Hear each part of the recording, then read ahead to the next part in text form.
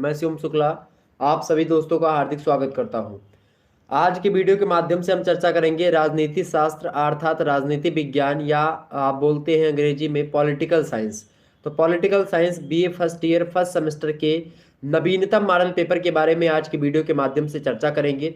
New model paper होगा आपकी परीक्षाओं की दृष्टि से 2023 में जो परीक्षाएं होने वाली हैं फर्स्ट सेमेस्टर की, उन सभी के लिए बहुत ही हेल्पफुल वीडियो होगा। यह मात्र एक ही वीडियो के माध्यम से आप बहुत ज़्यादा जानकारी ग्रहण करने वाले हैं। इनमें मैंने ऐसे प्रश्नों को समाहित किए हैं जो कि अब की बार यानी 2023 की परीक्षा में पूछे जाने वाले हैं। आपके पेपर का क्या नाम है भैया? Indian national movement and constitution of India. इसको हिंदी में कहते हैं भारतीय राष्ट्रीय आंदोलन यानी इंडियन नेशनल मूवमेंट, और भारत का संविधान यानी कि कॉन्स्टिट्यूशन ऑफ इंडिया या इंडियन कॉन्स्टिट्यूशन। तो भारत का संविधान और भारतीय राष्ट्रीय आंदोलन, क्योंकि भारतीय राष्ट्रीय आंदोलन जो हुआ है उसी आंदोलन के ही बाद में आप देखते हैं भारतीय संविधान सभा का गठन शुरू हो जाता है। ठीक है, और इस प्रकार से आप देखते हैं भारत विभाजन भी मतलब उसी समय ही भारत विभाजन होता है। मतलब भारत पाकिस्तान और जो है भारत में दो भागों में बंट जाता है जो भारत था पहले।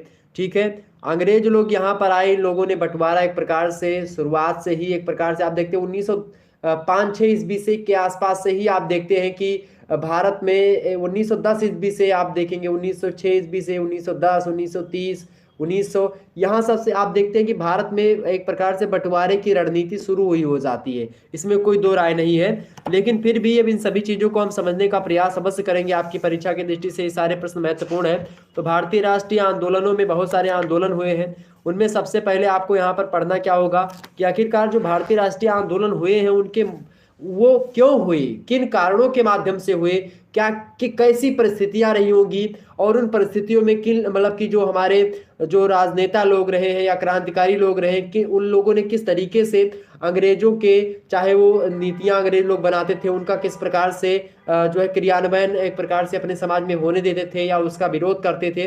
तो उसी विरोध के फलस्वरूप में तमाम सारे आंदोलन हुए। उन्हीं आंदोलनों के माध्यम से आपको आप देखते हैं आंदोलन होते गए हैं, आंदोलनों के परिणाम स्वरूप तमाम सारे नियम कायदे अंग्रेज लोग बना बना करके यहाँ पर लागू करते रहे। उन्हीं 1935 का अधिनियम, 1919 का, 1858 का अधिनियम, आप देखते हैं 1909 ईस्वी का अधिनियम।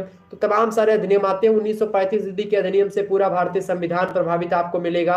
लगभग 100 से अधिक अनुच्छेदों को वहीं से उठा लिया गया और भारतीय संविधान में रख दिया गया। तो ये तमाम प्रकार के पहलुओं पर चर्चा करने का प्रयास रहेगा। एक बार जितने भी लोग हमारे साथ जुड़ चुके हैं फटाफट से एक बार वीडियो को लाइक कर दीजिएगा। चलिए मैं प्रारंभ करता हूं आज की कक्षा को। राजनीति शास्त्र को विस्तार से जानने का प्रयास, कैसे प्रश्न पूछे जाएंगे, उनके उत्तर को कैसे देना है जो है देखें तो हम समझने का प्रयास करेंगे। कुछ इस प्रकार से लिखित मॉडल पेपर होगा, अधिकतर विश्वविद्यालय में लिखित ही परीक्षाएं होंगी, और बाकी 2022 के जो हमारे चैनल पर मॉडल पेपर पड़े हुए हैं उनको आप जरूर देख लीजिएगा। आपकी परीक्षा की दृष्टि से बेहद ही महत्वपूर्ण है वो। ठीक है, BA first year first semester political science यानी राजनीति विज्ञान न्यू मॉडल पेपर होगा 2023 की परीक्षाओं के लिए। भारतीय राष्ट्रीय आंदोलन एवं भारत का संविधान आपके पेपर का नाम है। Indian national movement and constitution of India. आवाज़ वगैरह बिल्कुल क्लियर जा रही मेरी? एक बार फटाफट से बताने का प्रयास करेंगे मेरी आवाज़ वगैरह सारी क्लियर जा रही है? आप लोग कमेंट करके बताओ चैट सेक्शन में कि सारी आवाज़ जा रही, तो मैं एकदम से प्रारंभ करता हूँ फिर कक्षा को। चले आपको बता दूं कि आपका पेपर 3 खंडों में बटा हुआ मिलेगा लिखित में। खंड आ, बा और सा। खंड आ से अति लघु उत्तरीय प्रश्न पूछे जाएंगे। 10 प्रश्न आपको दिए जाएंगे, 10 के 10 प्रश्न आपको करने होंगे, ये बात आप ध्यान रखेंगे। और 50 शब्दों में इन प्रश्नों के उत्तर आपको देना होता है। अति लघु उत्तरीय प्रश्नों को यानी अंग्रेजी में बोले तो वेरी शॉर्ट आंसर क्वेश्चंस होते हैं। ओके, 50 शब्दों में अगर आप इसके सही उत्तर देंगे तो आपको कितने नंबर प्राप्त होंगे? 2 नंबर आपको मिलता है इन प्रश्नों को करने के बाद में। तो इस प्रकार से आप देखते हैं ये प्रश्न एक प्रकार से कुछ इस प्रकार से पूछे जाते हैं। मैं एक बार देख ले रहा हूँ कि जो है हमारे जो आवाज़ जा रही है आप लोगों तक क्या नहीं जा रही है, एक बार बताएं सभी लोग। देख पा रहा हूँ मैं? ठीक है, चले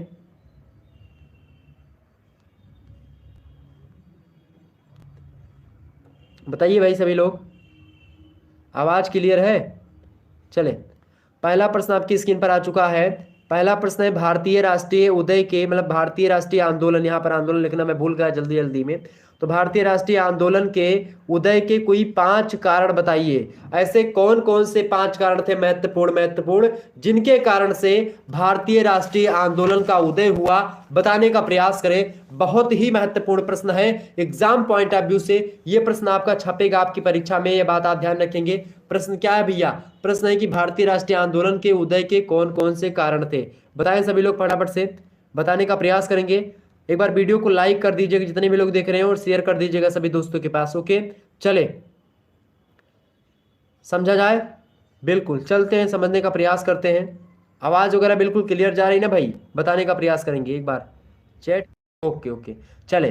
तो पहला प्रश्न है कि भारतीय राष्ट्रीय आंदोलन के उदय के कौन कौन से कारण थे, कोई 5 कारण बताएं उनमें से। तो आपका पहला कारण क्या होगा भाई?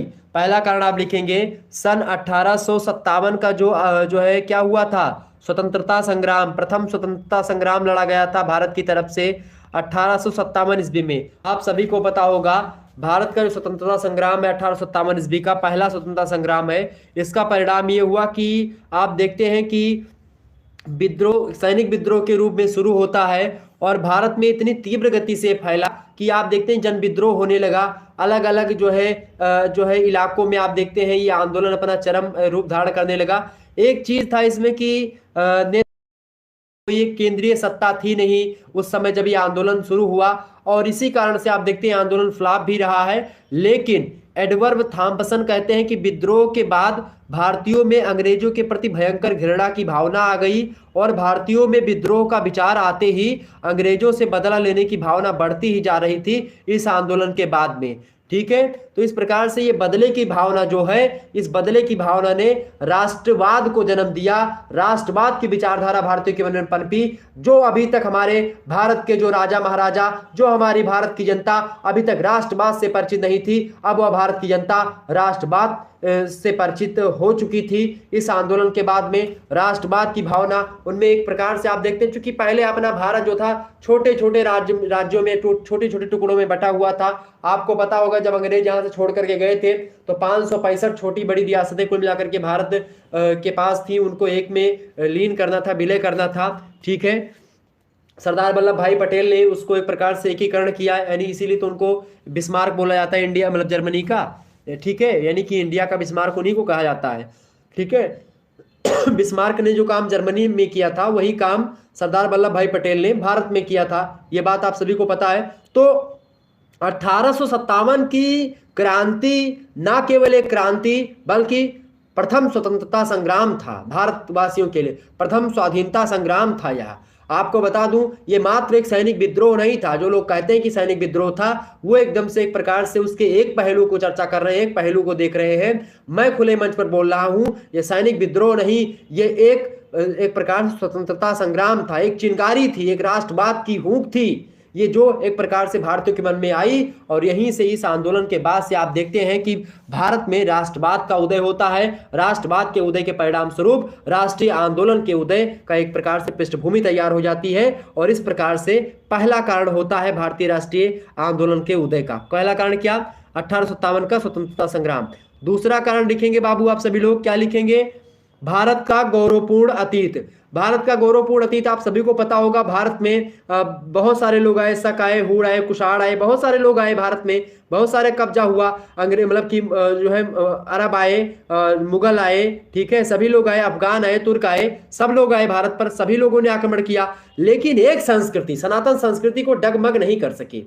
आप सोचिए कि जो हिंदू संस्कृति, जो संस्कृति अपने यहाँ की भारत की कल्चर था, बहुत सारे लोग आए, हूण, शक, यमन, कुषाण, तमाम सारे यूरोपीय कंपनियां आई, बहुत सारे एक प्रकार से अरब मुस्लिम आक्रांता हो गए, सब लोग आए, लेकिन सभी आए यहाँ पर, सभी ने कुछ सीखा यहाँ से, कुछ उन लोगों से भारतीयों ने सीखा। इस प्रकार से सारी की सारी सभ्यताएं आकर के भारतीय सभ्यता में विलीन होती चली गई। आप देखते हैं ऐसी बड़ी सभ्यता। तो भारत का चूंकि अतीत जो था वो गौरवपूर्ण था, और उसी गौरवपूर्ण अतीत का एक प्रकार से गुणगान भी मैथिली शरण गुप्ता जैसे जो है साहित्यकार और भारतेंदु हरिश्चंद्र प्रताप नारायण मिश्रा, तमाम प्रकार के जो हिंदी साहित्यकार रहे हैं, चाहे वो बंगला साहित्यकार रहे हैं, वो चाहे मैथिली साहित्यकार, तो वो सभी लोगों ने अपनी अपनी भाषाओं में जो काव्य ग्रंथ या फिर जो रचनाएं लिखी जा रही थी, जो पत्र पत्रिकाओं का संपादन हो रहा था, जो प्रेस मीडिया में सारी चीज छप रही थी, और उसमें अतीत की गौरव गाथा को एक प्रकार से वर्तमान के परिदृश्यों को एक प्रकार से समझाने के लिए अतीत को दिखाया जा रहा था। तो इन सभी चीजों को जनता ने देखा, जनता ने जाना, जनता को पता चला कि हाँ भाई, ये जो अंग्रेज हैं ये लोग हम पर शासन कर रहे थे। इस प्रकार से भारत का गौरवपूर्ण अतीत ये दूसरा कारण बना। तीसरा कारण क्या भाई? राजनीतिक एकता की स्थापना। धीरे धीरे क्या होता है कि ब्रिटिश शासन के पूर्व भारत में राजनीतिक एकता का अभाव था। भारत वालों को यह नहीं पता था कि भाई एक देश हो सकता है बड़ा सा, ठीक है, छोटे छोटे देश एक प्रकार से राज्य बटे हुए थे। तो जब देखा कि अंग्रेज लोग सभी राज्यों से मिल करके कन्या कश्मीर से कन्याकुमारी तक, असम से द्वारिका तक संपूर्ण भारत एकता के सूत्र में आप देखते हैं अंग्रेज लोग धीरे धीरे बांधने का प्रयास करते हैं, अपने अधीन करने का प्रयास करते हैं। तो भारत में राजनीतिक एकता स्थापित होती है, राष्ट्रीय आंदोलन को बल मिलता है इससे। और आप देखते हैं इस संबंध में पंडित जवाहरलाल नेहरू ने भी कहा कि ब्रिटिश शासन द्वारा स्थापित भारत की राजनीतिक एकता सामान्य अधीनता की एकता थी, पर उसने सामान्य राष्ट्रीय एकता को जन्म दिया। ये भारतीय राष्ट्रीय आंदोलन के एक प्रकार से अध्येता भी, मतलब भारतीय राष्ट्रीय आंदोलन में सजग रहे पंडित जवाहरलाल नेहरू, आप सभी लोगों ने नाम सुना होगा, इन्होंने ये कथन कहा। तो ये भी एक जो है एक प्रकार से राजनीतिक एकता की स्थापना होती है, इसके कारण से राष्ट्रीय मतलब भारतीय राष्ट्रीय आंदोलन का उदय का एक कारण ये लिख सकते हो। चौथा कारण आप क्या लिखोगे भैया? चौथा कारण धार्मिक एवं सामाजिक पुनर्जागरण। सामाजिक और धार्मिक पुनर्जागरण हो रहा था 19वीं शताब्दी, आपको पता होगा धार्मिक और सामाजिक सुधार का आंदोलन आप देखते हैं भारत में इसी शताब्दी से 19वीं शताब्दी में प्रारंभ हुआ। आपको पता होगा तमाम सारे धर्म में जो बुराइयां थी, समाज में जो बुराइयां थी, उन बुराइयों को खत्म करने के लिए अलग अलग नेता, अलग अलग समाज सुधारक सभी लोग आते गए। उन धार्मिक नेताओं में आपको पता होगा राजा राम मोहन राय हो गए, स्वामी दयानंद सरस्वती, रामकृष्ण परमहंस, स्वामी विवेकानंद, श्रीमती एनी बेसेंट, देवेंद्र नाथ सेन हो गई, ईश्वर चंद्र विद्यासागर। इन सभी लोगों ने क्या किया? जो सामाजिक कुरीतियां थी उन सभी को खत्म किया। भारत में जो अंधविश्वास था उसको एक प्रकार से खत्म करने का प्रयास, आत्मविश्वास को जगाया, भारतीय संस्कृति गौरवपूर्ण गरिमा का ज्ञान करवाया लोगों को। और इस प्रकार से तब लोगों को यह पता चलने लगा कि भाई जो अपनी संस्कृति है, अपना कल्चर है, ये सबसे बेस्ट है, सबसे अच्छा है। और इस प्रकार से लोगों ने फिर सोचा कि अंग्रेजों को भगाया जाए। इसके कारण से आंदोलन का एक प्रकार से पृष्ठभूमि तैयार होती गई। आगे पांचवा कारण आपका ये था भाई भारतीय राष्ट्रीय आंदोलन उदय का। पांचवा कारण आप लिख सकते हो। पांचवा कारण क्या लिखोगे? पांचवा कारण आप लिखोगे भाई, पांचवा कारण क्या लिख सकते हो? पांचवा कारण लिख दीजिए, क्योंकि भारत का आर्थिक शोषण हो रहा था। अंग्रेज लोग जो थे यहीं का सामान खरीद करके, कच्चा माल लेकर के और जो है मशीनों में निर्माण करवाते थे और उसी माल को एक प्रकार से यहीं पर महंगा बेचते थे। यहाँ का एक प्रकार से शोषण करते थे, यहाँ से टैक्स लेकर के ब्रिटेन को भेजते थे। तो ये सब लोगों ने देखा, जाना। विलियम डिग्बी कहते हैं कि करीब 10 करोड़ मनुष्य ब्रिटिश भारत में ऐसे हैं जिन्हें किसी भी समय भरपेट अन्न नहीं मिलता। और इस अधःपतन की दूसरी मिसाल इस समय किसी सभ्य और उन्नतशील देश में कहीं पर भी दिखाई नहीं दे सकती है। ऐसा जब लोगों ने पढ़ना और लिखना शुरू किया, उसके बाद में क्या हो, भारतीयों में लगा कि भारतीय लोगों को लूटा जा रहा है। ठीक है, ये हो गए तो 5 कारण हो गए। छठवां कारण भी आप लिख सकते हो, पाश्चात्य शिक्षा का भी प्रभाव पड़ने लगा। प्रेस मीडिया तमाम प्रकार के आप देखते हैं अमेरिका में, ठीक है, भारतीय लोग बहुत सारे लोग अमेरिका में पढ़ने गए, इटली में कुछ लोग फ्रांस में, आयरलैंड में, सभी लोग वहां पर पढ़ते थे। उन लोगों ने देखा, उन लोगों ने भी स्वतंत्रता के आंदोलन किए। तो वो भी एक प्रकार से लिख सकते हो। भारतीय समाचार पत्र और साहित्य एक प्रकार से उस समय लिखे जा रहे थे अच्छे तरीके से, उसका प्रभाव पड़ा। इसके अलावा लॉर्ड लिटन जो था वो दमनकारी व्यक्ति था, दमनकारी नीतियां बना रहा था। और उसके कारण से आपको पता होगा 1876 से 1880 तक शासन था लॉर्ड लिटन का भारत पर। और इसकी नीतियों के कारण से क्या होता है, लोगों को पता चल गया कि भाई ये गड़बड़ व्यक्ति है। और एक प्रकार से 8वां कारण आप लिख सकते हो, अंग्रेजों की जातीय भेदभावपूर्ण नीति अंग्रेज लोग अपनाते थे। ये भी एक प्रकार से आंदोलन उदय के एक कारण रख सकते हो। 10वां कारण मतलब 9वां कारण आप लिख सकते हो भाई, 9वां कारण लिख सकते हो, विदेशी आंदोलन का प्रभाव पड़ा। ठीक है, बहुत सारे आंदोलन हो रहे थे विदेशी में। स्वतंत्रता संग्राम, इंग्लैंड में आप देखते तमाम सारे सुधार कानून पारित हो रहे थे। ठीक है, आयरलैंड में होम रूल आंदोलन चल रहा था, फ्रांस की क्रांति, ठीक है, और तमाम प्रकार की क्रांति। फ्रांस की क्रांति में स्वतंत्रता, समानता, बंधुत्व 3 नारे मिले। तो ये तमाम सारी चीजें, आवागमन के और संचार के साधनों का विकास हुआ, ये भी एक कारण लिख सकते हो। ऐतिहासिक अनुसंधान की खोज होती गई, यह भी एक कारण लिख सकते हो। तो ये तमाम प्रकार के कारणों का विकास हुआ। और इलबर्ट विधेयक पर विवाद हुआ, ये भी एक कारण बता सकते हो। तो तमाम सारे कारण, और सरकारी नौकरियों में भी जो है उसमें भेदभावपूर्ण नीति के साथ अलग तरीके से व्यवहार और उनके साथ अलग तरीके से, तो ये तमाम प्रकार की चीजें हो रही थी, जिसके कारण से क्या हुआ, आंदोलन को एक प्रकार से एक पृष्ठभूमि मिली, आंदोलन करने के लिए लोग उद्धवत हुए। ठीक है, क्लियर होगी बातें, समझ में आ रही बातें। एक बार वीडियो को लाइक और शेयर, जितने भी लोग देख रहे हो फटाफट से वीडियो को लाइक कर दीजिएगा भाई। चले, समझ में आ रहा है, समझ में आ रहा है तो फटाफट बताने का प्रयास करेंगे। जितने भी लोग देख रहे हो अगर समझ में आ रहा है तो फटाफट से बताने का प्रयास करेंगे। ओके, चले आगे बढ़ते हैं हम। अगला प्रश्न,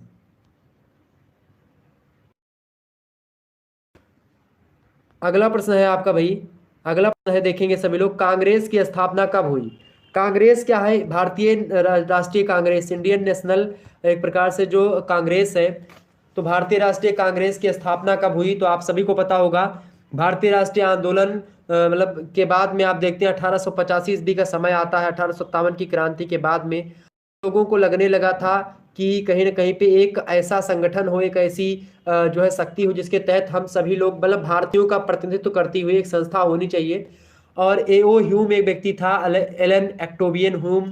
तो एलन ऑक्टेवियन ह्यूम जो था, इसने उच्च अधिकारी था, अंग्रेज अधिकारी ही था ये, खास करके इसने बताया कि भाई राष्ट्रीय कांग्रेस की स्थापना की जाए, इन लोगों से बताया। और खास करके आप देखते हैं 28 दिसंबर का दिन था, 28 दिसंबर, लिख लीजिएगा 28 दिसंबर, ठीक है, 1885 ईस्वी को कांग्रेस की स्थापना होती है।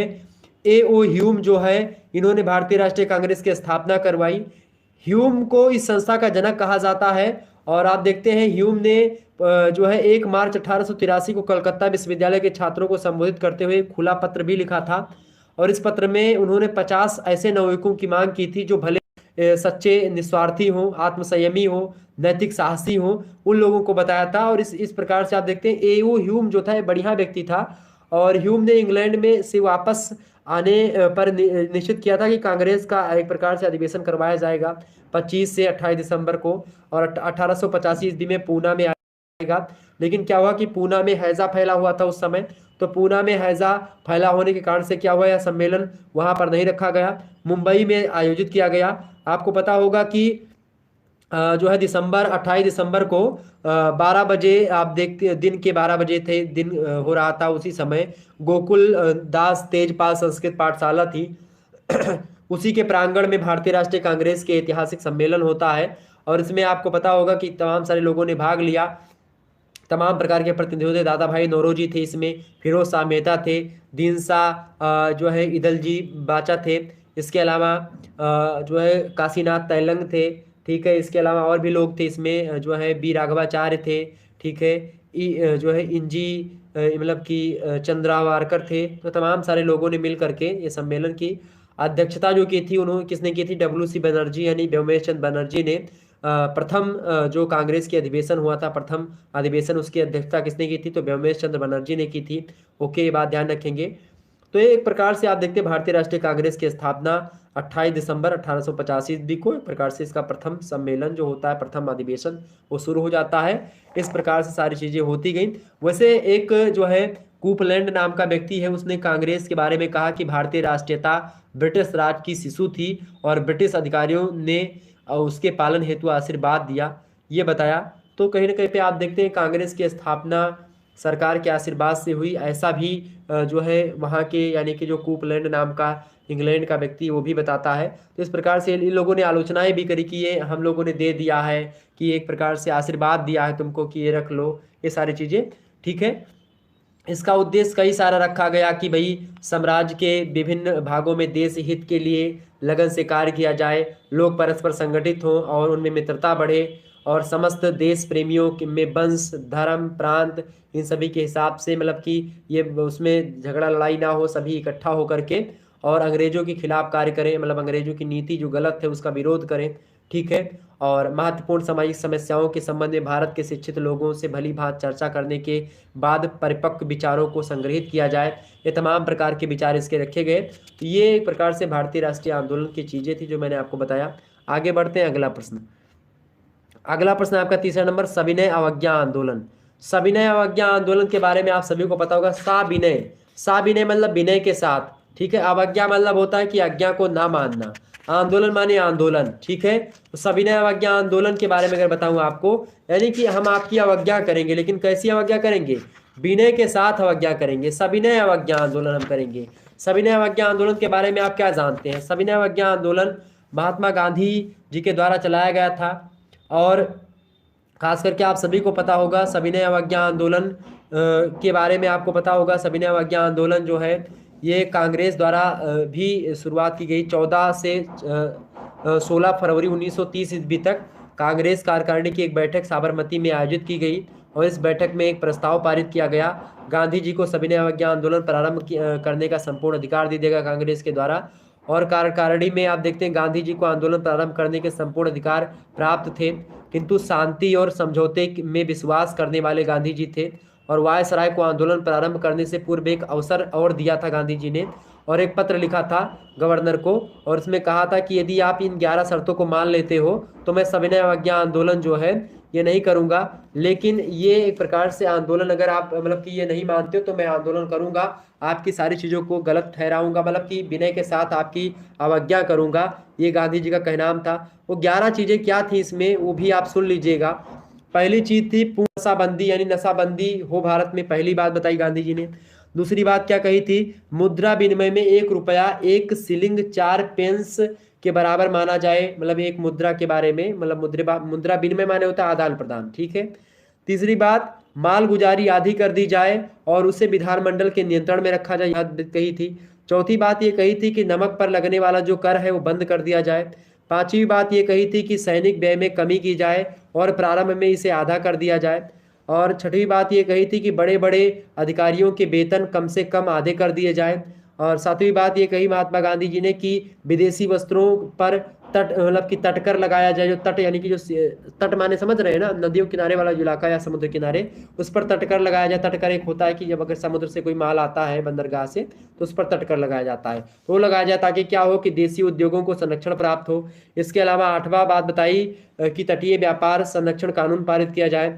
नवीं बात महात्मा गांधी जी ने बताई कि हत्या या हत्या की चेष्टा में दंडित व्यक्तियों को छोड़ करके सभी राजनीतिक बंदियों को रिहा कर दिया जाए और सभी मुकदमे वापस ले लिए जाए। इसके अलावा 10वीं बात ये कि खुफिया जो है पुलिस तोड़ दी जाए और मतलब या उसे जन नियंत्रण में रख दिया जाए। और 11वीं बात ये बताई कि आत्मरक्षा के लिए बंदूक आदि हथियारों के लाइसेंस दिए जाएं। तो इस प्रकार से ये 11 जो है आंदोलन की शर्तें थीं, इसको अगर मान लेंगे तो आंदोलन बंद कर दिया जाएगा, गांधी जी का यह कहना था। तो एक प्रकार से आप देखते हैं सविनय अवज्ञा आंदोलन के साथ जो है दांडी यात्रा भी प्रारंभ होती है।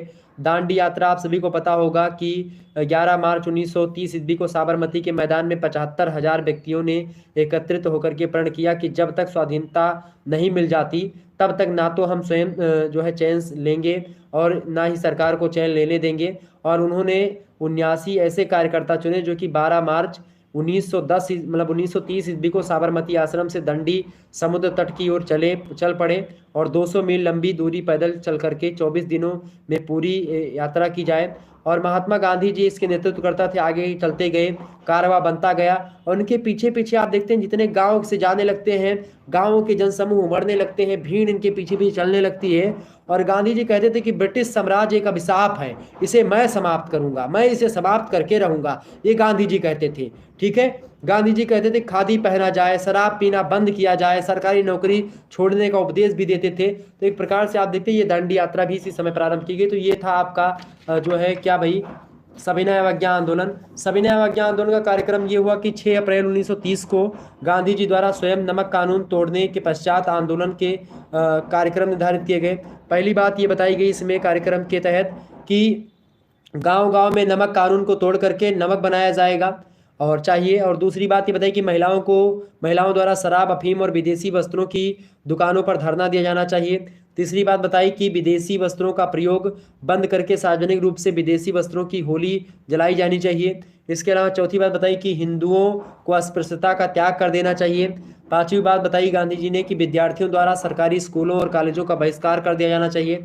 छठवीं बात ये बताई कि सरकारी कर्मचारियों को नौकरियों से त्यागपत्र दे देना चाहिए। सातवीं बात गांधी जी ने बताई कि 4 मई को महात्मा जी की गिरफ्तारी के बाद में क्या हुआ कि करबंदी को भी आंदोलन में के कार्यक्रम में शामिल कर लिया गया और इस प्रकार से ये आंदोलन चलता रहा। तो ये एक प्रकार से था आपका सविनय अवज्ञा आंदोलन। ओके। अगला जो आपका है प्रश्न वो है चौथा, भारत छोड़ो आंदोलन का महत्व बताइए। भारत छोड़ो आंदोलन, आप सभी को पता होगा भारत छोड़ो आंदोलन ये किसका आंदोलन है? क्योंकि जब क्या हुआ कि क्रिप्स मिशन की असफलता हो जाती है, देश में निराशा से एक प्रकार से चिंतित थे महात्मा गांधी, और उन्होंने एक प्रकार से भारत को निराशा से निकालने और स्वतंत्रता प्राप्त करने के लिए एक अंतिम युद्ध लड़ना चाहा। उन्होंने हरिजन नामक की पत्रिका में एक लेख लिखा और कहा कि भारत को ईश्वर के भरोसे छोड़ करके चले जाओ, और यदि तुम्हारे लिए बहुत बड़ी बात है ये, तो उसे अराजकता में छोड़ दो, परंतु चले जाओ। ये उन्होंने कही एक लेख में। आप देखते हैं भारत छोड़ो आंदोलन प्रारंभ होता है। भारत छोड़ो आंदोलन एक प्रकार से अंग्रेजों को उद्घोष दिया 5 जुलाई 1942 ईस्वी को, कि गांधी जी ने कहा कि अंग्रेजों भारत छोड़ो। और ये आंदोलन आप देखते हैं इसके कई सारे कारण थे। क्रिप्स मिशन की असफलता के कारण से भी ये हुआ, म्यांमार में भारतीयों के प्रति अमानवीय व्यवहार हो रहा था, इसके कारण से ये आंदोलन शुरू किया गया। शोचनीय आर्थिक स्थिति हो चुकी थी, पूर्वी बंगाल में आतंक छा चुका था, जापान का आक्रमण का भय भी बना हुआ था। आंदोलन का विचार और वर्धा प्रस्ताव भी कहीं ना कहीं पे आप देखते हैं, वर्धा प्रस्ताव महात्मा गांधी जी का ही था, ठीक है। और कुल मिलाकर के आप देखेंगे कि ये जो आंदोलन था भारत छोड़ो आंदोलन, ये असफल भी रहा है, ऐसी बात नहीं कि सफल रहा है, क्योंकि आप देखते हैं आंदोलन की योजना और संगठन जो है उतने अच्छे तरीके से नहीं कार्य कर पाया। सरकारी कर्मचारियों और उच्च अधिकारी जो वर्ग थे उसके वो लोग वफादारी दिखा दी अंग्रेजों के प्रति, तो कई सारी चीज़ें थी। प्रश्न क्या आपसे पूछा गया है? प्रश्न पूछा गया कि भारत छोड़ो आंदोलन का महत्व और सफलताएं बताइए, ठीक है, या महत्व बताइए। महत्व या सफलताएं कुछ भी पूछे तो आप आसानी से बता सकते हो। तो भारत छोड़ो आंदोलन के अगर बारे में बताऊं आपको, तो भारत छोड़ो आंदोलन एक प्रकार से पहली इसकी जो महत्व है, पहला वो महत्व क्या है? अगस्त आंदोलन ने भारतीय जनता को पूर्ण स्वतंत्रता का दीप्त प्रज्वलित करने की प्रेरणा दी, पहली बात। दूसरी बात, आंदोलन ने देश की जनता में असाधारण जागृति उत्पन्न कर दी। तीसरी बात ये हुई कि आंदोलन के कारण जनता में सरकार का सामना करने के लिए उनमें साहस और शक्ति की वृद्धि होती है। चौथा कारण ये हुआ कि आंदोलन का क्षेत्र और प्रभाव देशव्यापी था। ब्रिटिश सरकार को स्पष्ट हो गया था कि दमन व अत्याचार असंतोष को नहीं रोक सकते हैं हम भारतीयों को। पांचवी बात ये थी कि भारत छोड़ो आंदोलन ने विदेशों में भी भारत की स्वतंत्रता का वातावरण बनाने में महत्वपूर्ण भूमिका निभाई, और स्वयं ब्रिटिश जनमत को भी भारतीयों ने अपने पक्ष में कर लिया। ब्रिटेन की जो जनता थी वो भी चाह रही थी कि भारत स्वतंत्र हो, ठीक है। छठवीं बात ये कि जो भारत छोड़ो आंदोलन है, इस आंदोलन से एक चेतना, मतलब ये इससे जो उत्पन्न चेतना थी, उस चेतना के परिणाम स्वरूप क्या हुआ कि सन 1946 ईस्वी में जल सेना का विद्रोह हुआ, जिसने भारत में ब्रिटिश शासन पर और भयंकर चोट की। तो इस प्रकार से आप देखते हैं कि निर्विवाद भारतीय स्वतंत्रता की पृष्ठभूमि भारत छोड़ो आंदोलन ने ही तैयार करी, जिसके परिणाम स्वरूप 5 साल के बाद में भारत स्वतंत्रता प्राप्त हो जाती है। डॉक्टर सुभाष कश्यप कहते हैं कि 1942 ईस्वी को भारत छोड़ो आंदोलन सचमुच जो भारत मतलब कि जो 1942 का भारत छोड़ो आंदोलन है, ये सचमुच सन 1857 की असफल क्रांति के बाद भारत में अंग्रेजी राज की समाप्ति के लिए सबसे बड़ा एक प्रकार से प्रयास था। पंडित नेहरू ने इस आंदोलन और इसके कार्यों के लिए गर्व भी व्यक्त किया, और इस प्रकार से भारत छोड़ो आंदोलन जो है भारतीय स्वतंत्रता के लिए पृष्ठभूमि तैयार कर दी, और उसके कुछ समय बाद में आप देखते हैं कि भारत स्वतंत्र हो जाता है, ठीक है। आगे समझते हैं। अगला प्रश्न है आपका, अगला प्रश्न क्या है? अगला प्रश्न 5वां नंबर, भारत विभाजन के प्रमुख कारण बताइए। भारत विभाजन के प्रमुख कारण बताइए, फटाफट से बताने का प्रयास करेंगे। भारत विभाजन के कौन कौन से कारण थे? यानी जो भारत पाकिस्तान और भारत आज बटा हुआ है, जो है पहले बांग्लादेश जो था ये जो है पूर्वी पाकिस्तान था, और पश्चिमी पाकिस्तान जो आज का पाकिस्तान वो था। तो क्यों आखिरकार ये बटे, बताएं, फटाफट से बताने का प्रयास करें। कौन कौन से कारण थे जिनके कारण से भारत का विभाजन हुआ, ठीक है। सबसे पहला कारण तो अंग्रेज लोग थे, उसमें कोई दो राय नहीं। अंग्रेजों के कारण से क्या हुआ, भारत विभाजन हुआ है, इसमें कोई दो राय नहीं। भारत विभाजन के कारण में सबसे पहला कारण तो आप ये लिख सकते हो कि ब्रिटिश की फूट डालो और राज करो की जो नीति थी, इस नीति ने कहीं ना कहीं पे एक प्रकार से एक ऐसा माहौल क्रिएट करा, जिसके परिणाम स्वरूप क्या हुआ कि पाकिस्तान और भारत का एक प्रकार से निर्माण हो गया। डॉक्टर राजेंद्र प्रसाद जो भारत के प्रथम राष्ट्रपति थे, उन्होंने लिखा है कि पाकिस्तान के निर्माण कभी इंकलाब या मिस्टर जिन्ना नहीं वरन लॉर्ड मिंटो थे, ठीक है। क्योंकि लॉर्ड मिंटो ने ही आप देखते हैं कि पाकिस्तान और उसकी पृष्ठभूमि ही पहले से ही आप देखते हैं फिक्स हो जाती है। तो कहीं ना कहीं पे ये भी एक कारण है। दूसरा कारण आप लिख सकते हो, दूसरा कारण क्या लिख सकते हो, हिंदू सांप्रदायिकतावाद। हिंदू सांप्रदायिक वो संस्थाएं क्या हैं, उन लोगों ने हिंदू पंथी प्रतिक्रियावादी तत्व उससे निकल रहे थे। तो कहीं ना कहीं पे आप देखते हैं हिंदू की कट्टरता और मुस्लिम कट्टरता, ये भी कहीं ना कहीं पे आप देखते हैं सांप्रदायिकवाद जो है चाहे हिंदुओं के द्वारा एक प्रकार से कट्टरपंथी विचारधारा हो, चाहे मुसलमानों की तरफ से। तो मुसलमान लोग सोच रहे थे कि हमारा राज्य हो, भारत के मतलब कि हिंदू लोग सोच रहे थे हमारा एक राज्य हो। तो इस प्रकार से क्या हो रहा था, ये चीजें चल रही थी। तो इसके परिणाम स्वरूप यही सारी चीजें हुई भाई। और इसका परिणाम स्वरूप क्या हुआ कि भारत दो भागों में बट गया, एक इंडिया और एक पाकिस्तान। तीसरी बात, ये तीसरा कारण ये लिख सकते हो आप, मुसलमानों की अलगाववादी नीति।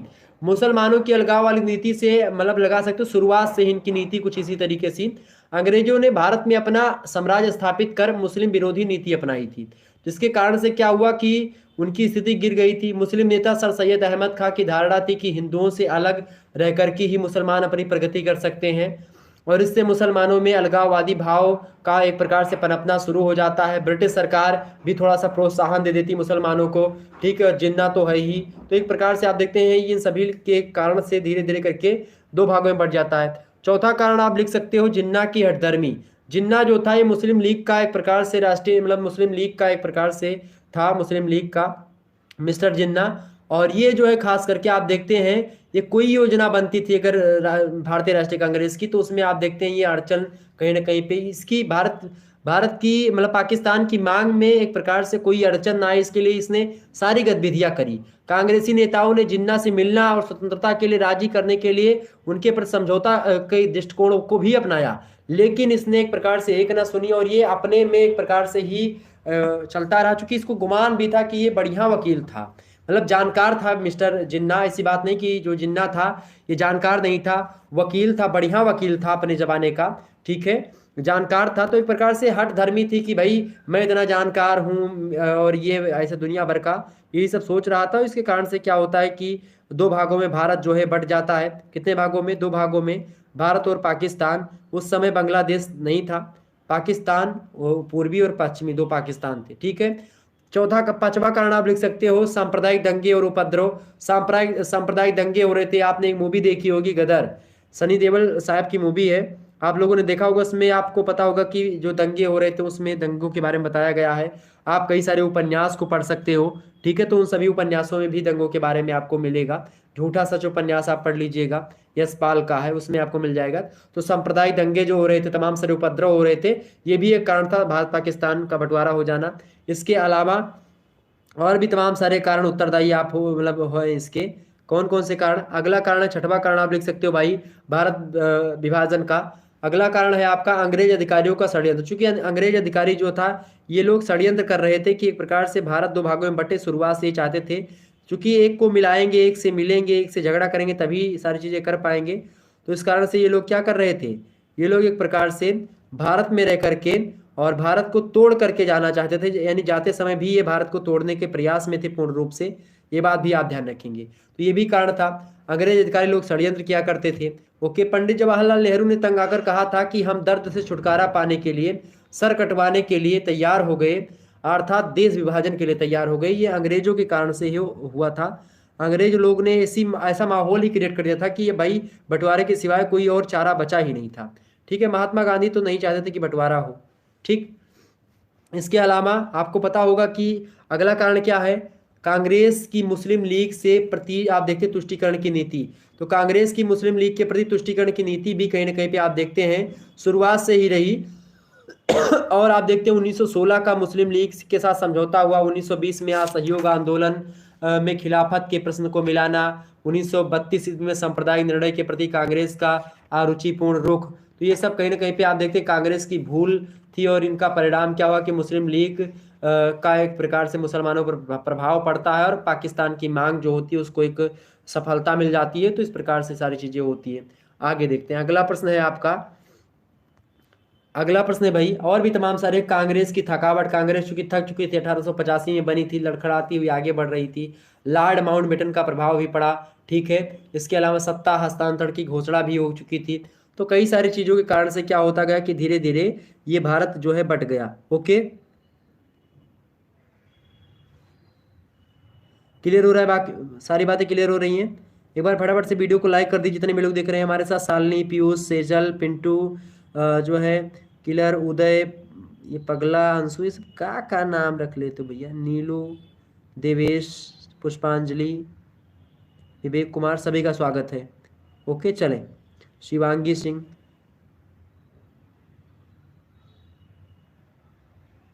आगे बढ़ते हैं। अगला प्रश्न आपका क्या है? अगला प्रश्न है, 7वां प्रश्न है, संविधान सभा में कितने सदस्य थे भैया? नहीं, ये प्रश्न एक छूट रहा है आपका। 6वां प्रश्न है, कैबिनेट मिशन भारत कब आया? बताने का प्रयास करेंगे। कैबिनेट मिशन भारत कब आया भाई? फटाफट से बताने का प्रयास करेंगे। कैबिनेट मिशन भारत कब आया? तो 24 मार्च 1946 को। 24 मार्च 1946 लिख लीजिएगा। 24 मार्च 1946 ईस्वी को कैबिनेट मिशन जो है भारत आता है। ओके, और इसमें कितने सदस्य थे? 3 सदस्य थे मुख्य रूप से कैबिनेट मिशन में। पहला सदस्य कौन सा था? पहला सदस्य था भाई लॉर्ड पैथिक लॉरेंस, ये भारत मंत्री था। दूसरा सदस्य जो था वो कौन था? दूसरा था सर स्टेफर्ड क्रिप्स, यानी बोर्ड ऑफ ट्रेड के अध्यक्ष थे ये सर स्टेफर्ड क्रिप्स। और जो तीसरा व्यक्ति था एबी अलेक्जेंडर। ये 3 लोग जो थे ये क्रिप्स मिशन के तहत भारत आए थे। ओके, और एक प्रकार से आप देखते हैं संविधान सभा के गठन के लिए इनकी बातें, कैबिनेट मिशन की योजना थी। इसकी मुख्य बात ये थी कि चूंकि आप देखते हैं कैबिनेट मिशन जो है कांग्रेस और लीग का समझौता नहीं हो पाया था, और इसलिए मिशन ने अपनी ओर से एक योजना प्रस्तुत करी, और इसी योजना को ताकि भारत पाकिस्तान अच्छे तरीके से शासन कर सके, राज्य का गठन हो सके, कैबिनेट मिशन योजना तैयार करी और 16 मई 1946 को प्रकाशित करवाता है। ठीक है, और कुल मिलाकर के 24 मार्च 1946 को कैबिनेट मिशन भारत आ जाता है, ये बात ध्यान है। तो आपसे पूछेगा भारत कब आया? तो 24 मार्च 1946 को। ठीक है, प्रकाशित कब हुआ? 16 मई 1946 को। Okay, clear. पाकिस्तान की मांग किया स्वीकृति के कारण से ऐसी स्थिति उत्पन्न हुई। भारत के लिए संघ का प्रस्ताव, संघ की कार्यकारिणी व विधायिका, सांप्रदायिक प्रश्न जो तमाम सारे थे, अवशिष्ट शक्तियों पर प्रांतों का अधिकार, भारतीय रियासतों के अधिकार, संविधान पर पुनर्विचार, संविधान सभा की रचना कैसी होगी, अंतरिम सरकार क्या होगी, ब्रिटिश भारतीय संधि, ब्रिटिश सार्वभौमिकता की समाप्ति, तमाम प्रकार के इन सभी प्रश्न चिन्हों को, यानी इन सभी प्रश्नों के उत्तर के परिणाम स्वरूप क्या आता है? कैबिनेट मिशन भारत आता है। ओके, आगे बढ़ते हैं। तो ये कैबिनेट मिशन था। अगला प्रश्न है आपका 7वां नंबर प्रश्न है, संविधान सभा में कितने सदस्य थे? आपसे प्रश्न क्या पूछता है? आपसे प्रश्न यही पूछेगा, हाँ, इकोनॉमिक्स का क्लास भी हो जाएगा आर के गुप्ता। ओके, चले एक बार वीडियो को जितने भी लोग देख रहे हैं सभी लोग शेयर कर दीजिएगा, शेयर कर दीजिए सभी दोस्तों के पास, लाइक कर दीजिएगा। ओके, संविधान सभा में कितने सदस्य थे? आपसे प्रश्न पूछा जा सकता है कि संविधान सभा में कितने सदस्य थे? फटाफट से बताने का प्रयास करेंगे। संविधान सभा में कुल कितने सदस्य थे और किन किन प्रांतों से थे, ये भी बताने का प्रयास करेंगे। संविधान सभा में कुल कितने सदस्य थे भाई? तो संविधान सभा के गठन की अगर बात की जाए तो कैबिनेट मिशन योजना आई, उसके अनुसार एक निश्चित किया गया कि भारतीय संविधान के निर्माण के लिए परोक्ष निर्वाचन के आधार पर एक संविधान सभा की स्थापना की जाएगी। और इस संविधान सभा के कुल सदस्य जो थे कितने थे? 389 सदस्य होंगे। और ये विभिन्न क्या होंगे, जिनमें से 389 सदस्यों में से 292 जो होंगे, कितने होंगे? 292 जो होंगे ब्रिटिश प्रांतों के प्रतिनिधि होंगे, 4 चीफ कमिश्नर क्षेत्रों के प्रतिनिधि होंगे, 93 देशी रियासतों के प्रतिनिधि होंगे। और जुलाई 1946 ईस्वी में संविधान निर्मात्री सभा के चुनाव होते हैं। संविधान सभा के लिए कुल 389 सदस्यों में से प्रांतों के लिए निर्धारित 296 सदस्यों के लिए ही चुनाव हुए, और इसके परिणाम स्वरूप क्या हुआ? कई सारे सदस्य थे। तो आपसे पूछेगा, आपसे प्रश्न क्या पूछा गया है कि संविधान सभा में कितने सदस्य थे? तो 389 सदस्य थे, ऐसा कहा गया था कैबिनेट मिशन प्लान के तहत। ये बात आप ध्यान रखेंगे। लेकिन क्या हुआ, कांग्रेस पार्टी जो थी उस समय, कांग्रेस के सदस्य कितने थे? 202 लोग एक प्रकार से कांग्रेस के जीती सीट। जब चुनाव हुआ उसके बाद में निर्वाचन के परिणाम स्वरूप क्या हुआ? संविधान सभा में 202 सीटों पर कांग्रेस जीतती है। मुस्लिम लीग 73 सीटों पर एक प्रकार से जीतती है। इसके अलावा खास करके जो है निर्दलीय जो रहता है 7 जो है मतलब कि जो पद है निर्दलीय होता है कि कोई दल नहीं होता है। एकतावादी मुस्लिम पार्टी थी, उसने 3 सीटें प्राप्त करी थी। भारतीय ईसाइयों की 2 सीटें थीं। कृषक प्रजा मुस्लिम की 1 सीट, हिंदू महासभा की 1 सीट, अनुसूचित जाति फेडरेशन की 1 सीट, एंग्लो इंडियन की 1 सीट, साम्यवादी की 1 सीट। और कुल मिलाकर के आप देखते हैं कि 292 सीट जो है एक प्रकार से ये हो गई थी। 292 सीट कौन सी ये हो गई थी? ब्रिटिश प्रांतों के जो प्रतिनिधि थे इनके। 4 जो थे वो चीफ कमिश्नर क्षेत्रों के प्रतिनिधि, और 93 जो थे वो कौन से थे, वो देसी रियासत, देसी रियासत मतलब कि जो राजा महाराजा थे उनके यहाँ से एक एक व्यक्ति आने थे। 93 देसी रियासतों से लोग आए थे। तो इस प्रकार से इन सभी को मिला करके, और सिख समुदाय के 4 स्थान जो थे इसमें वो खाली रह गए थे। सिख पथिक बोर्ड ने 15 जुलाई 1946 को चुनाव का बहिष्कार कर दिया था, इसी कारण से ये बाकी रह गया था। तो इस प्रकार से ये संविधान सभा के कुछ सदस्य थे जो कि मैंने आपको बताए। अगला प्रश्न है आपका 8वां प्रश्न है मौलिक अधिकार। मौलिक अधिकार के बारे में आप सभी लोग जानते होंगे। मौलिक अधिकार जो है संविधान, भारतीय संविधान में मौलिक अधिकार दिया गया है, और ये मौलिक अधिकार जो भारतीय संविधान में वर्णित है ये अमेरिका के संविधान से फंडा लिया गया है कि भाई अमेरिका के संविधान में चूंकि मौलिक अधिकार सबसे पहले वहीं के नागरिकों को मिला, और मौलिक अधिकार भारतीय संविधान में अमेरिका के संविधान से ग्रहण किया गया, ये बात ध्यान रखेंगे। भारतीय संविधान में ऐसा लगता है कुछ अपना है नहीं, मतलब कि इसमें जो संशोधन हुए हैं वही सारे अपने आप को मालूम दिखाई पड़ेंगे कि अब हमारे नेताओं ने एक प्रकार से इसमें संशोधन किया, और उसमें भी आप देखते हैं विदेशों की छाप ही, क्योंकि आप देखते हैं बहुत सारे विदेशी जो है संविधान को पढ़ा गया, उसके बाद में फिर संविधान का निर्माण किया गया। लेकिन ये कह देना मात्र कि केवल विदेशी स्रोत के आधार पर नहीं, इनमें बहुत सारे लोगों का बहुत दिनों का कठिन परिश्रम था, और उस कठिन परिश्रम के परिणाम स्वरूप लगातार संविधान सभा में डिबेट होता था एक एक अनुच्छेद को रखने से पहले, उसके बाद में चर्चा होती थी, फिर उसके बाद में संविधान का निर्माण हुआ।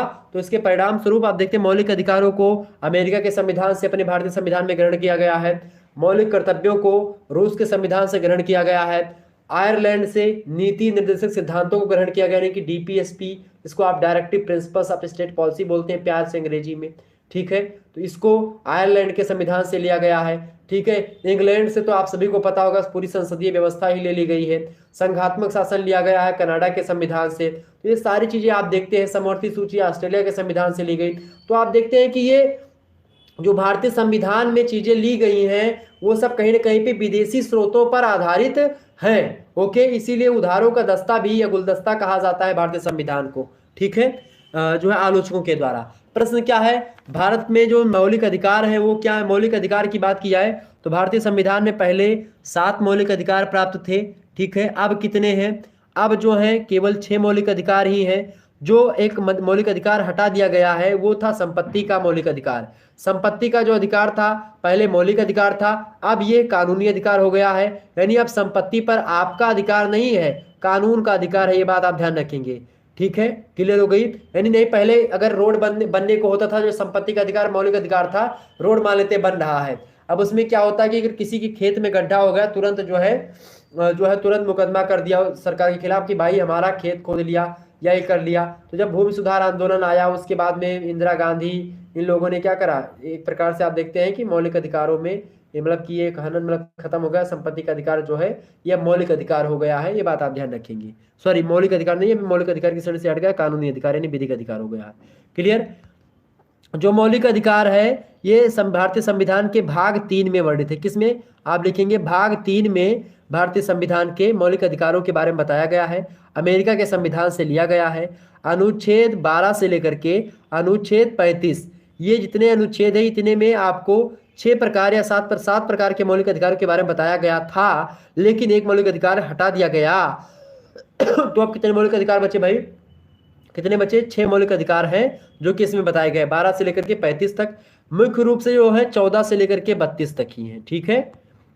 और इसमें आप देखते हैं 33 35 मतलब कि 33 34 35 इन सभी में आप देखते हैं सारी चीज़ों के बारे में बताया गया, उन सभी के प्रावधानों के बारे में। 12 और 13 में आप देखते हैं राज्य की परिभाषा वगैरह दी गई। तो ये सारी चीज़ें हैं, ओके। मौलिक अधिकारों की बात की तो 6 मौलिक अधिकार जो आपको प्राप्त हैं, एक तो है समानता का अधिकार, अनुच्छेद 14 से लेकर के अनुच्छेद 18 तक समानता का अधिकार है, ठीक है।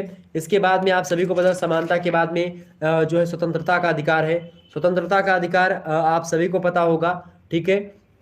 स्वतंत्रता का अधिकार अनुच्छेद 19 से लेकर के अनुच्छेद 22 तक स्वतंत्रता का अधिकार है। उसके बाद में स्वतंत्रता के बाद में आता है आपका कौन सा अधिकार, अगला अधिकार आता है। अगला अधिकार कौन है भाई, अगला अधिकार बताओ, अगला अधिकार कौन सा, शोषण के विरुद्ध अधिकार, अनुच्छेद 23 से लेकर के अनुच्छेद 24 तक शोषण के विरुद्ध अधिकार, यानी 2 अनुच्छेद में बताया गया है। अगला अधिकार है आपका चौथा मौलिक अधिकार धार्मिक स्वतंत्रता का अधिकार, अनुच्छेद 25 से लेकर के अनुच्छेद 28 तक है। और इसके बाद में अगला है आपका संस्कृति और शिक्षा संबंधी अधिकार, अनुच्छेद 29 से लेकर के अनुच्छेद 30 तक।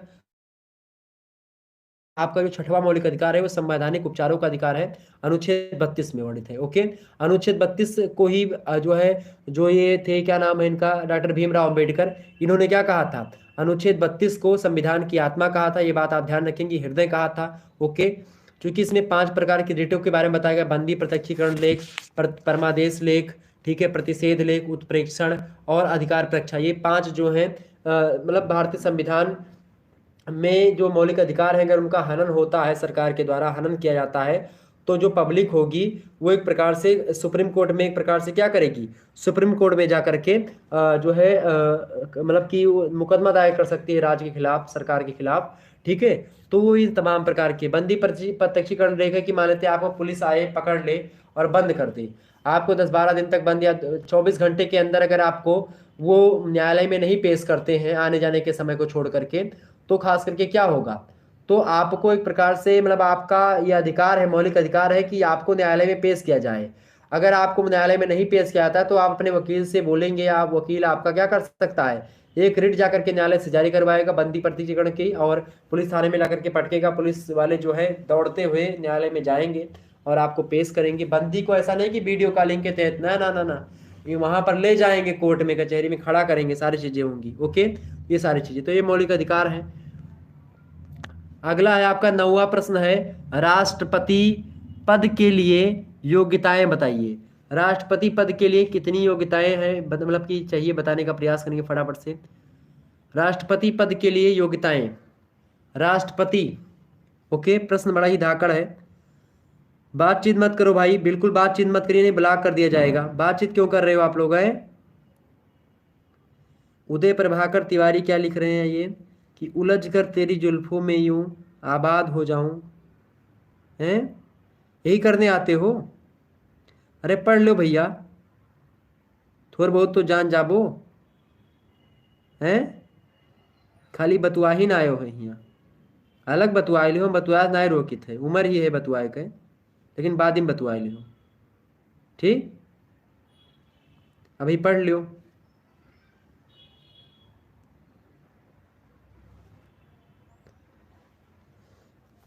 क्या बताएं यार, हम तो अपने जीवन का मूल्यवान समय निकाल करके आपको पढ़ाने आते हैं कि आप अच्छे तरीके से पढ़ो, इन चीज़ों को समझो, जानो, और जो ना समझ में आए वो और बताने का प्रयास करूंगा, चैप्टर वाइज वीडियो देने का प्रयास करूंगा, मॉडल पेपर दूंगा, इसी प्रकार से आपको समझाने का प्रयास करता हूँ। जो कुछ भी टूटी फूटी शब्दावलियों में बताने का प्रयास करता हूँ उसको ग्रहण करिए आप लोग, आपका ये कर्तव्य है।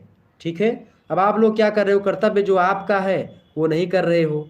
जो लुच्चों का कर्तव्य है, जो इधर उधर सड़क पर घूम रहे होते हैं, मतलब ये बात करना एक प्रकार से, क्लास में बात करना एक प्रकार से आपके नकारात्मकता, आपकी पढ़ाई की नकारात्मकता को सिद्ध करता है कि आप क्लास में भी बात करते हो। क्लास हो जाए उसके बाद में बात कर लो, क्लास स्टार्ट होने से पहले बात कर लो, बाद में बात कर लो, ठीक है? या फिर अलग अलग सोशल मीडिया प्लेटफॉर्म है, व्हाट्सअप है, ट्विटर है, ट्विटर नहीं, फेसबुक है, इंस्टाग्राम है, आप वहां पर जाकर के बात करो, क्या दिक्कत है? कोई रोकेगा नहीं, रोकेगा। आपका समय वेस्ट हो रहा है, हमारा थोड़ी ना वेस्ट हो रहा है, हम तो पढ़ा रहे हैं, हमारे बहुत सारे छात्र छात्राएं पढ़ रहे हैं, लेकिन आप लोगों की कुछ अराजक, कहते नहीं कि एक मछली सारे तालाब को गंदा कर देती है, तो वही हाल होता है। तो आप लोग पढ़ लो सही से।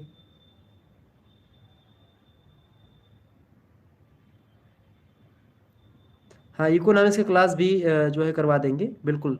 जियोग्राफी का क्लास भी हो जाएगा, मॉडल पेपर जल्दी आ जाएगा। ओके, चले।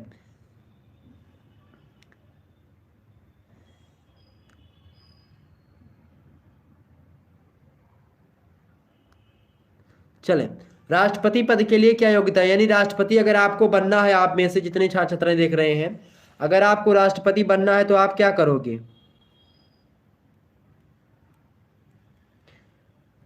नहीं मस्ती भाई यहाँ पर नहीं, मतलब नहीं, वो है ठीक है, बातचीत जो ज़्यादा करते हो, थोड़ा बहुत हो गया यार, शुरुआत में बातचीत कर लो, कोई हम रोक थोड़ी ना रहे हैं आप लोगों को, आप बच्चे हो, गलतियाँ अभी मतलब इसी समय ही होती हैं, यही समय है मेन गलती करने का। गलती करो लेकिन थोड़ा सा सुधर भी जाओ, कभी ऐसा करो कि मतलब मैं ना जान पाऊँ। अब ये भी मेरे सामने ही आप लोग करते हो मस्ती, तो फिर दिक्कत की बात है, और मस्ती ऐसा नहीं होता है, मस्ती अलग करो, वो उसके लिए अलग प्लेटफॉर्म है ना, आप अलग बात कर लो ना, और ये डिजिटल प्रेम में काहे के लिए पड़े हो? चले, राष्ट्रपति अगर आप में से किसी को बनना है तो हाथ खड़ा करो भाई, सभी लोग बताओ राष्ट्रपति किसको बनना है, किसको किसको बनना है भाई राष्ट्रपति। राष्ट्रपति बनने के लिए आज मैं योग्यता बताने जा रहा हूं कि राष्ट्रपति अगर आप में से किसी को बनना है तो क्या क्या करना पड़ेगा, क्या होना चाहिए आपके अंदर, क्या क्वालिटी होगी, तब आप राष्ट्रपति बन पाओगे। बताइए, बताने का प्रयास करो। राष्ट्रपति बनने के लिए क्या क्या योग्यताएं होनी चाहिए, बताओ भाई सभी लोग। राष्ट्रपति अगर आप में से किसी को बनना है तो बताओ किसको बनना है। निकिता करेंगी सर हमको राष्ट्रपति बनना है, अच्छा बिल्कुल। चलिए, राष्ट्रपति बनने के लिए करना क्या होगा जानते हैं, बताओ किसी को अगर पता है राष्ट्रपति के बारे में कुछ बातें तो आप बता सकते हो बिल्कुल। कमेंट सेक्शन आपका खुला हुआ है, आप बताओ कुछ। जो कुछ बताओगे वो क्या होगा कि अब जब आप कमेंट में लिखोगे तो उससे आपकी थोड़ी जानकारी बढ़ेगी। ये सर आप बहुत अच्छा पढ़ाते हैं, thank you Vipin sir. एंशन history भी पढ़ाएंगे बिल्कुल विनोद, सभी पढ़ाएंगे, सारी चीज़ों को पढ़ाएंगे, परेशान मत होइएगा उसके लिए। 35+ होनी चाहिए, भारत के नागरिक होना चाहिए बिल्कुल। उदय प्रभाकर तिवारी 35+ उम्र होनी चाहिए बिल्कुल, हाँ ठीक है। और कोई बताओ, सर राष्ट्रपति बनना रहे हैं क्या। नहीं, मेरे अंदर इतनी पावर नहीं, लेकिन योग्यता बता रहा हूँ कि अगर आपके अंदर वो योग्यता होगी अगर तो आप बन सकते हो, उसमें कोई दो राय नहीं है। ठीक है, अगर योग्यता होगी तो बन पाओगे, बिना योग्यता के तो कुछ नहीं बन पाओगे, ये बात ध्यान रखेंगे। योग्यता कैसे डेवलप होगी ये जान लो, क्या क्या योग्यता चाहिए वो मैं बता दूंगा। बाकी मैं राष्ट्रपति अगर बनाने आपको बना पाता, ठीक है, तो क्या बात होती, मैं यही सोचता कि मेरे सारे बच्चे कहीं ना कहीं पे सेट हो जाएं। बताएं। अच्छा, संविधान भी करना चाहिए, ओके बिल्कुल। 35 साल उम्र, हाँ बहुत सारे लोग सही बता रहे हैं, 35 साल उम्र होना परम आवश्यक है। तो राष्ट्रपति पद के लिए योग्यता या अवहर्ताएं पूछे, बात एक ही है, ठीक है। राष्ट्रपति बनने के लिए क्या करना होगा, सबसे पहली बात, जो व्यक्ति राष्ट्रपति बनने के लिए या राष्ट्रपति चुनाव लड़ने जा रहा है वो क्या हो भाई, वो भारत का नागरिक होना चाहिए। क्या होना चाहिए, भारत का नागरिक। भारत का नागरिक मतलब समझ रहे हैं ना, यानी उसके माता और पिता वो दोनों में से कोई एक भारत के नागरिक हो और भारत की पृथ्वी पर पैदा हुआ हो, ये बात भी ध्यान रखेंगे। मतलब ऐसा नहीं अलग भी पैदा होगा तो भी भारत का नागरिक हो, लेकिन माता पिता भारतीय होंगे तब, ठीक है। तो भारत का नागरिक हो, सबसे पहली बात, आप सभी लोग भारत के नागरिक हैं। दूसरी बात क्या है, 35 साल की आयु पूरी कर चुका हो। 35 साल की आयु ना मेरी पूरी हो चुकी है ना आपकी पूरी हो चुकी है, अर्थात अभी आप राष्ट्रपति नहीं बन सकते, ठीक है, ये बात ध्यान रखेंगे। 35 साल की उम्र होनी चाहिए। तीसरी बात, लोकसभा का सदस्य निर्वाचित होने की योग्यता रखता हो। लोकसभा माने संसद के 2 सदन होते हैं। संसद आप सभी लोगों ने नाम सुना होगा, संसद भवन। तो संसद जो भवन है इसमें 2 पार्ट है, एक लोकसभा एक राज्यसभा, ठीक है। लोकसभा राज्यसभा, लोकसभा जो होती है उसमें जो आप लोग चुनाव में जो वोट देते हो, जैसे कि जो सांसद आपके एरिया के होते हैं जिले के, वो सांसद लोकसभा में बैठते हैं, ठीक है। और जो जिनको आप वोट नहीं देते हो वो सांसद वो राज्यसभा में बैठते हैं। राज्यसभा के जो सांसद होते हैं उनका चुनाव प्रत्यक्ष तौर पर आप लोग वोट दे करके नहीं करते हो, ठीक। तो लोकसभा, राज्यसभा और राष्ट्रपति के मिलने से संसद का निर्माण होता है। तो लोकसभा जो होती है उसके यानी लोकसभा का सदस्य यानी एक सांसद बनने की योग्यता अगर आपके पास है, अगर राष्ट्रपति के पास है, तो वह व्यक्ति क्या बन सकता है, राष्ट्रपति बनने के लिए वैध है, योग्य है। ये बात क्लियर हो गई। तीसरी बात, चौथी बात यह है मेरे भाई, चौथी बात यह है कि वह संघ सरकार का या राज्य सरकार के अंतर्गत किसी लाभ के पद पर कार्यरत ना हो, अर्थात कोई नौकरी या कोई लाभ का पद या कोई मतलब कि ऐसा पद जो एक प्रकार से उससे इनकम हो रही हो, तो किसी भी लाभ के पद पर वह नहीं होना चाहिए। राष्ट्रपति बनने के सबसे बड़ी शर्त यह है, ओके।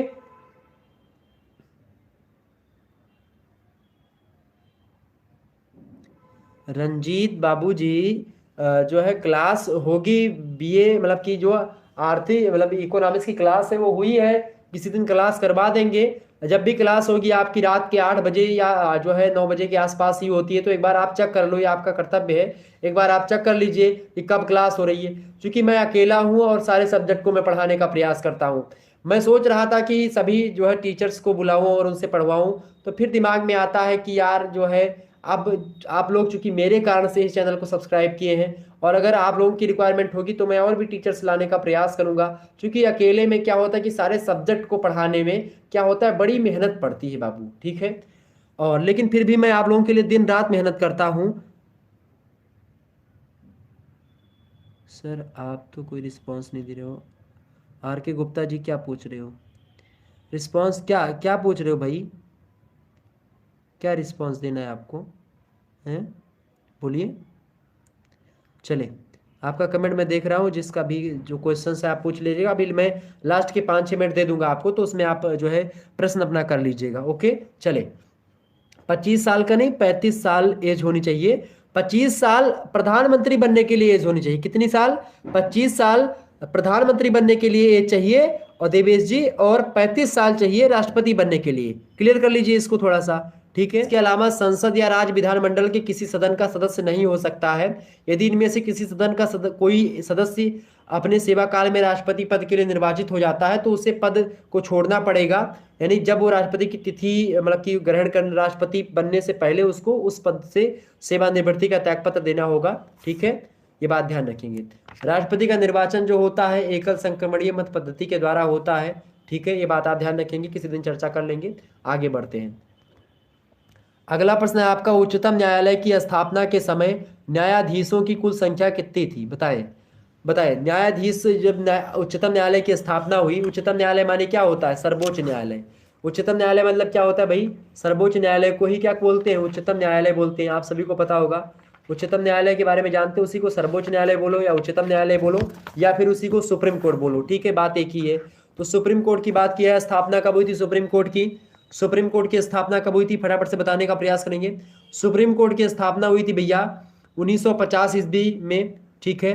और उच्चतम न्यायालय चूंकि भारत का एक ही उच्चतम न्यायालय है, आप सभी को पता होगा, सुप्रीम कोर्ट, ठीक है। और 1950 में स्थापना होती है। और जब स्थापना हुई थी तो उस समय कुल जो मतलब कि आप देखते हैं 8 सदस्य संख्या थी, मतलब कि 8 थे लोग। यानी कि जब स्थापना हुई थी उच्चतम न्यायालय की 1950 में, तब न्यायाधीशों की संख्या कितनी थी? 8 थी। ओके, कितनी संख्या थी भैया? 8 थी। 7 लोग अन्य सदस्य थे, एक जो था वो मुख्य न्यायाधीश था। क्लियर। 1956 ईस्वी में सर्वोच्च न्यायालय में न्यायाधीशों की संख्या जो होती है, अधिनियम आता है 1956 का, उसके माध्यम से 11 होती है। 10+11 बोल सकते हो कि एक मुख्य न्यायाधीश और 10 अन्य न्यायाधीश, ठीक है। इसके बाद में फिर धीरे धीरे क्या होता है कि 1956 ईस्वी के अंतर्गत एक प्रकार से ये 11 हो जाते हैं, और 1990 तक आते आते आप देखते हैं 14 हो जाते हैं बढ़ करके। फिर 1977 ईस्वी में आप देखते हैं 18 मुख्य न्यायाधीशों की संख्या हो जाती है। 1986 तक आते आते 26 हो जाते हैं मुख्य न्यायाधीश के सहित, मैं बता रहा हूँ सारी चीज़ें। 2009 में आप देखेंगे न्यायाधीशों की संख्या जो होती है वो और बढ़ जाती है, और 2009 में आप देखते हैं 26 न्यायाधीशों की संख्या हो जाती है।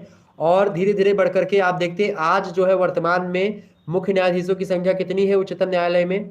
कितनी है? मतलब मुख्य न्यायाधीश तो एक ही होता है, अन्य न्यायाधीशों को लेकर के मुख्य न्यायाधीशों को मिला करके कुल मिलाकर के 31, यानी 30+1, ठीक है, ये है। क्लियर। तो एक प्रकार से ये उच्चतम न्यायालय की जो संख्या थी सदस्यों की बता दी मैंने। सर्वोच्च न्यायालय जो है खास करके आप सभी को पता होगा सबसे बड़ा न्यायालय है भारत का। और उच्चतम न्यायालय कहाँ पर स्थित है? देश की जो राजधानी है नई दिल्ली, वहीं पर स्थित है। ओके। सर्वोच्च न्यायालय जो है भारतीय संविधान और नागरिकों का जो मौलिक अधिकार होता है उसका रक्षक होता है, अंतिम व्याख्याता होता है। सुप्रीम कोर्ट, सुप्रीम कोर्ट के आप देखते हैं देश स्तर पर होता है, जो 2 राज्यों के बीच में अगर कोई विवाद हो गया तो भी एक प्रकार से, ठीक है।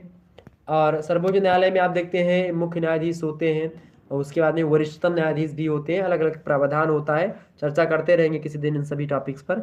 ओके, तो एक प्रकार से चीज़ें आपके समझ में आ गई होंगी निश्चित तौर पर। समझ में आ रही अगर चीज़ें तो एक बार वीडियो को लाइक कर दीजिएगा। आगे बढ़ते हुए प्रश्नों को जानने का प्रयास करते हैं। अगला जो प्रश्न है आपका देखेंगे सभी लोग। आपको बता दूं कि समय थोड़ा सा कम है, ओके, इसलिए आप इन प्रश्नों के बारे में मैं अगली जो वीडियो होगी जो पॉलिटिकल साइंस की करवाऊंगा उसमें इन प्रश्नों के जो है उत्तर को बताने का प्रयास करूंगा, या इनको मैं अति लघु उत्तरीय में रखूंगा और उस पर फिर विस्तार से चर्चा करूंगा। केवल 5 प्रश्न आपको करने होते हैं लघु उत्तरीय में, 8 प्रश्न आपको दिए जाएंगे, ठीक है। 200 शब्दों में इन प्रश्नों के उत्तर को आपको लिखना होता है खंड बा से, ठीक है, ये बात ध्यान रखेंगे। पहला प्रश्न है, भारतीय निर्वाचन प्रणाली की मुख्य विशेषताएं या गुण बताइए। भारतीय निर्वाचन प्रणाली का क्या क्या गुण है, क्या विशेषताएं हैं, इसको बताने के लिए बोल रहा है। अगला प्रश्न आप देखेंगे, अगला प्रश्न क्या है, संघ एवं राज्य सूची में शामिल पांच पांच विषयों के नाम लिखिए। मोस्ट इंपोर्टेंट प्रश्न है, ये बात आप ध्यान रखेंगे। अगला प्रश्न आप सभी लोग देखिएगा, अगला प्रश्न है मुख्यमंत्री एवं राज्यपाल के संबंधों की चर्चा कीजिए। मोस्ट और मोस्ट इंपोर्टेंट प्रश्न है, यह भी प्रश्न आपसे आ सकता है। अगला प्रश्न आपसे बन सकता है एग्जाम में, संसद के संगठन से आप क्या समझते हैं। संसद के संगठन मतलब जैसे लोकसभा, राज्यसभा और राष्ट्रपति, ये तीनों मिलकर के संसद का संगठन बनाते हैं, तो इससे आपसे पूछा रहा है क्या समझते हैं। ओके, वही अगला प्रश्न है आपका, अगला प्रश्न क्या है, प्रधानमंत्री की शक्तियां और कर्तव्य निर्धारित कीजिए। मोस्ट इंपोर्टेंट है, प्रधानमंत्री की शक्तियों के बारे में पूछा जा रहा है। प्रधानमंत्री से एक प्रश्न हमेशा आता है एग्जाम्स में, ये बात आप ध्यान रखेंगे, तो इन प्रश्नों को आप लोग नोट डाउन कर लीजिएगा। आगे देखते हैं, अगला है आपका प्रश्न, छठवां प्रश्न है कि राज्य के नीति निर्देशक सिद्धांत, अनुच्छेद 36 से लेकर के अनुच्छेद 51 तक जो भारतीय संविधान का ये भाग 4 होता है, और इसी भाग 4 में आप देखेंगे राज्य के नीति निर्देशक सिद्धांतों को रखा गया है, और मौलिक अधिकारों को अनुच्छेद अनुच्छेद 12 से लेकर के 35 तक रखा गया है। ठीक है, बात ध्यान, मौलिक कर्तव्यों को अनुच्छेद 51 के का में रखा गया है, बात भी ध्यान रखेंगे। ठीक है, भाग 4 के काम में, तो ये चीज़ों को ध्यान रखेंगे। ओके,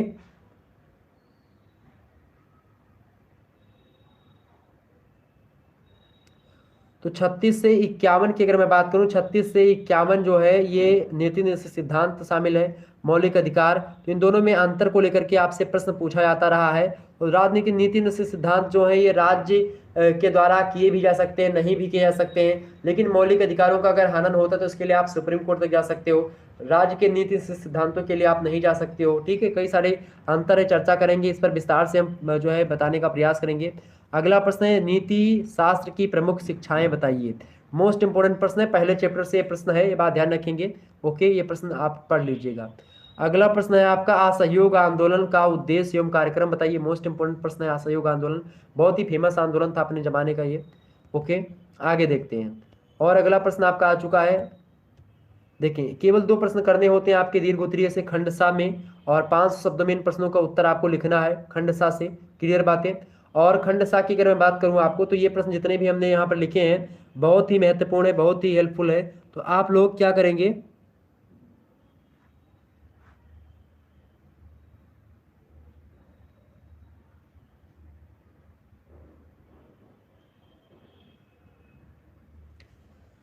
तो खंडसा की अगर मैं बात करूं, तो खंडसा से दीर्घ उत्तरीय प्रश्न जो है पूछे जाते हैं। केवल 2 प्रश्न आपको जो है इसमें करने होते हैं, 4 प्रश्न आपको दिए जाएंगे, केवल 2 प्रश्न करने होंगे, ये बात आप ध्यान रखेंगे। क्लियर, ओके, आगे बढ़ते हैं। पहला प्रश्न है आपका, पहला प्रश्न है, भारत का राष्ट्रीय आंदोलन कई कारणों का सामूहिक परिणाम था, यह एक कथन है, और इसी कथन की व्याख्या आपसे पूछी जा रही, चूंकि भारत का जो राष्ट्रीय आंदोलन है, शुरुआत में मैंने उनके कारणों पर चर्चा करी है, उन सभी कारणों को अगर आप इसमें लिख देंगे तो ये प्रश्न का उत्तर आपका हो जाएगा। यानी कि जो भारत का राष्ट्रीय आंदोलन शुरू हुआ वो किसी एक कारण के द्वारा शुरू नहीं हुआ है, कई कारणों के द्वारा उसकी पृष्ठभूमि तैयार हुई, उसके बाद में भी फिर राष्ट्रीय आंदोलन शुरू होता है। तो भारत का राष्ट्रीय आंदोलन ना केवल एक कारण का एक प्रकार से द्योतक है, एक कारणों से घटित हुआ, बल्कि तमाम सारे कारणों का एक पुंज जब होता है, इकट्ठा होता है, उसके बाद में फिर भारतीय राष्ट्रीय आंदोलन का उदय होता है। अगला प्रश्न आप सभी लोग देखेंगे, दूसरा नंबर प्रश्न है दीर्घ उत्तरीय का, भारत के राष्ट्रीय आंदोलन में क्रांतिकारियों के योगदान की समीक्षा कीजिए। मोस्ट इंपोर्टेंट प्रश्न ये भी है। ओके, अगला प्रश्न आप देखेंगे, अगला प्रश्न है, भारतीय संविधान की प्रस्तावना के संवैधानिक महत्व की समीक्षात्मक विवेचना कीजिए।